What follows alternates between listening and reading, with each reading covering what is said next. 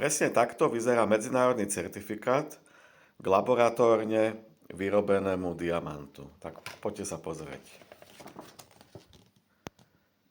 Je tam číselné označenie diamantu, to je aj laserom vygravírované na diamante. Dá sa to pozrieť lupou. Sú tam rozmery, veľkosť v karátoch, farba, čírosť, proporcie.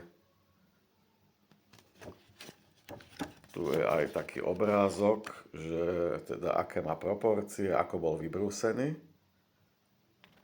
A tu je stupnica uvedená podľa farebnosti a čirosti.